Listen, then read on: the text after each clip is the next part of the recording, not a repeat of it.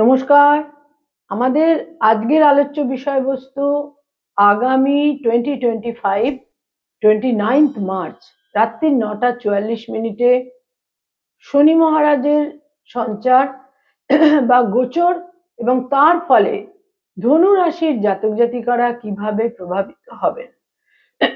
অর্থাৎ ধনু রাশির জাতক জাতিকাদের জন্য কিন্তু এই গোচর খুব গুরুত্বপূর্ণ, খুব ইম্পর্টেন্ট হতে চলেছে।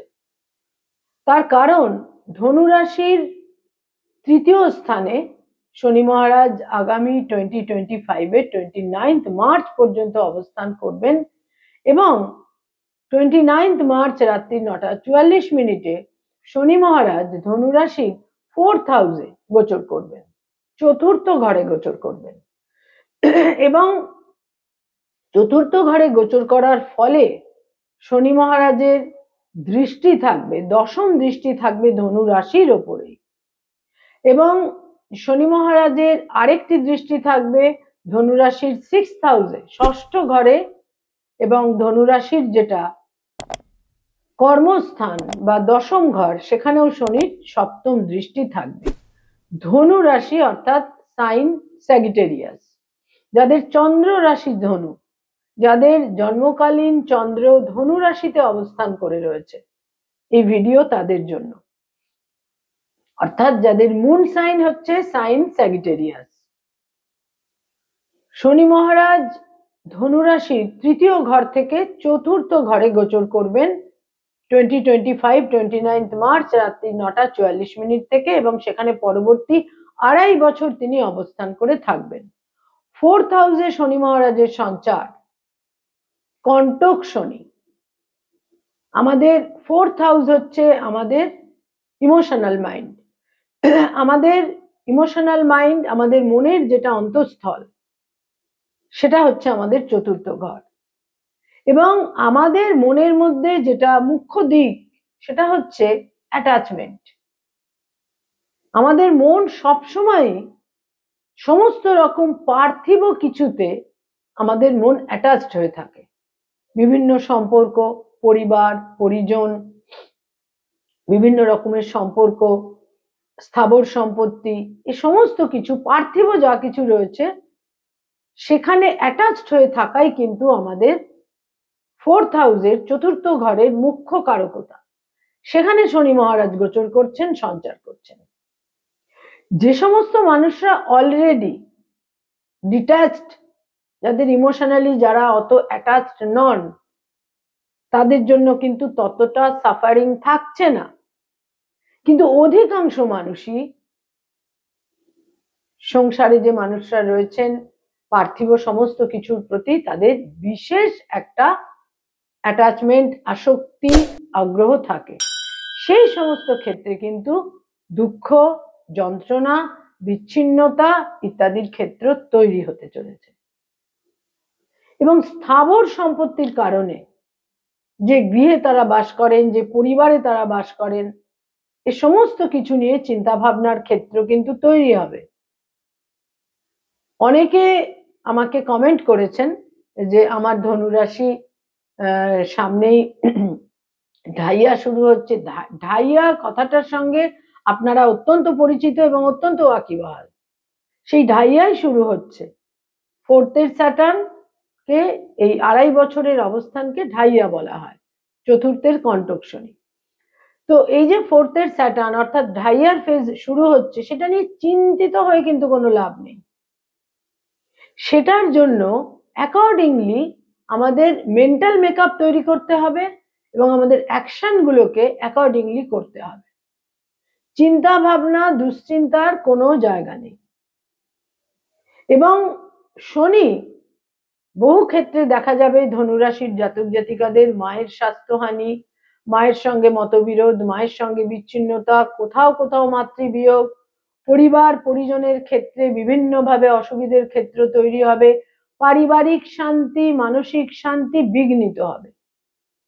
যে ফ্যামিলিতে তারা বিলং করছেন সেখানে কিছু বিচ্ছিন্নতা, যন্ত্রণার ক্ষেত্র তৈরি হবে। যে গৃহে তারা বাস করছেন সেখানে একটা স্বস্তিহীনতা, উদ্বেগের ক্ষেত্র তৈরি হবে। এবং ধনু রাশির যেটা ষষ্ঠ ঘর, 6th হাউস, সেখানে শনির দৃষ্টি থাকবে। শরীর স্বাস্থ্য সম্পর্কে বিশেষ যত্নশীলতা প্রয়োজন, শত্রু হানি হবে, তবে শরীর স্বাস্থ্য সম্পর্কে বিশেষ যত্নশীলতা প্রয়োজন। কোনো দীর্ঘমেয়াদী রোগ ব্যাধি ইত্যাদি থাকলে, যদি ওবেসিটির সমস্যা থাকে, সেখানে সুচিকিৎসার প্রয়োজন, প্রপার অ্যাকশনের প্রয়োজন। লিভারের সমস্যা ইত্যাদির ক্ষেত্রেও কিন্তু বিশেষভাবে দেখা যাচ্ছে। লোন বা ঋণ নেওয়ার ক্ষেত্রে বিশেষ সচেতনতা প্রয়োজন। যারা অলরেডি ঋণ বা লোনের বোঝা যাদের মাথায় রয়েছে, তাদেরও কিন্তু বিব্রত হবার সম্ভাবনা রয়েছে। শনির দৃষ্টি থাকছে তাদের 10th হাউসে বা দশম ঘরে। কর্মজীবন, কেরিয়ারের ক্ষেত্রে বিশেষ পরিবর্তন, যেটা এই মুহূর্তে হয়তো কোনোভাবেই তারা এক্সপেক্ট করছেন না। কর্মচ্যুতি হতে পারে, যারা কোনো জবের মধ্যে রয়েছেন সেখানে কর্মচ্যুতি হতে পারে, কর্মস্থানের পরিবর্তন হতে পারে, কোথাও কোথাও তারা ট্রান্সফার হয়ে যেতে পারেন, সেটা মনোমত স্থান নাও হতে পারে। যারা ব্যবসা বাণিজ্য করেন, ব্যবসা বাণিজ্যের ক্ষেত্রেও কিন্তু বিশেষ পরিবর্তন। যারা পার্টনারশিপের ব্যবসা করেন, সেখানে পার্টনারের কোনোভাবে বিড়ম্বনা, ক্ষয়ক্ষতি, পার্টনারের সঙ্গে দূরত্ব, পার্টনারশিপ ব্যবসা ডিসলভ হয়ে যেতে পারে, সমস্ত কিছুর কিন্তু সম্ভাবনা রয়েছে। বিদেশে দূর স্থানে, জন্মস্থান থেকে দূরে কর্মলাভেরও প্রবল সম্ভাবনা কিন্তু রয়েছে। এবং বহু ক্ষেত্রে দেখা যাবে যে কোনো বয়স্ক মানুষ, বর্ষীয়ান মানুষ, সিনিয়র সিটিজেন, বয়স্ক মানুষ তাদের বিরোধিতা করছেন কর্মক্ষেত্রে, কর্মজীবনে, এই সম্ভাবনাও কিন্তু রয়েছে। যারা দূর স্থানে, অন্য কোনো স্টেটে, বিদেশে কর্ম লাভ করবেন, সেখানে কিন্তু কর্মপ্রাপ্তির ক্ষেত্র শুভ, এবং সেখানে অবস্থানও অনেক বেশি ইতিবাচক হবে, শুভ হবে। শনির দশম দৃষ্টি তাদের রাশির ওপরেই কিন্তু থাকবে, এবং শনির দৃষ্টি যখন রাশির ওপরে থাকে, তা খুব স্বাভাবিকভাবেই মনের মধ্যে কিছু ক্লেশ, কিছু যন্ত্রণা, কিছু বিচ্ছিন্নতা, অবসাদ, একাকিত্ব ইত্যাদি কিন্তু তৈরি করে দেয়। এবং বহু ক্ষেত্রে মনোকষ্টের ক্ষেত্রেও তৈরি হবে, এবং ফিচারের মধ্যে, চেহারার মধ্যে একটা মালিন্যের ক্ষেত্রেও কিন্তু তৈরি করে দেয়। বৃহস্পতির দৃষ্টি থাকলে যেন চেহারার মধ্যে একটা আলাদা রকমের ঔজ্জ্বল্য তৈরি হয়, শনির দৃষ্টি থাকলে কিন্তু চেহারা শীর্ণ হয় এবং সেখানে একটা মালিন্য তৈরি হয়, কারণ মানসিক ক্লেশ কিন্তু তাদের বিশেষভাবে বিড়ম্বনায় ফেলতে পারে। এ সমস্ত কিছু বলার অর্থ এটা নয় যে এটা ভয় দেখানো। জ্যোতিষশাস্ত্রে যখন শনি চতুর্থে সঞ্চার করে, জ্যোতিষশাস্ত্রের যে ব্যাকরণ, সেখান থেকেই কিন্তু এই কথাগুলো উঠে আসছে। এবারে সমস্ত কিছু অতিক্রম করার অনেক ক্যাপাসিটি, অনেক সাধ্য মানে অনেকটাই সম্ভাবনা কিন্তু আপনাদের হাতে রয়েছে, যদি ডিট্যাচড হতে পারেন, বিদেশে যেতে পারেন, দূর স্থানে যেতে পারেন, যদি কোথাও বদলি হয়ে যাওয়া, স্থানান্তরিত হওয়ার, ট্রান্সফার হয়ে যাওয়ার সম্ভাবনা থাকে, এই সমস্ত কিছুকে যদি আপনারা পজিটিভলি অ্যাকসেপ্ট করে নিতে পারেন। অ্যাকসেপ্টেন্সটা খুব গুরুত্বপূর্ণ।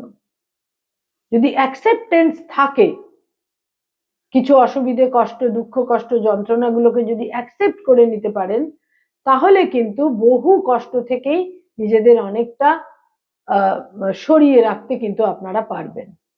এবং এই সময়কালে শনি যখন আপনাদের 4th হাউসে গোচর করবে, 29th মার্চ 2025 এর 29th মার্চ থেকে পরবর্তী 2.5 বছর যখন শনি আপনাদের 4th হাউসে গোচর করবে, এই সময়কালে সাত্ত্বিক জীবন, সাত্ত্বিক ভোজন, সাত্ত্বিক আচরণ, এগুলো বিশেষভাবে প্রয়োজন।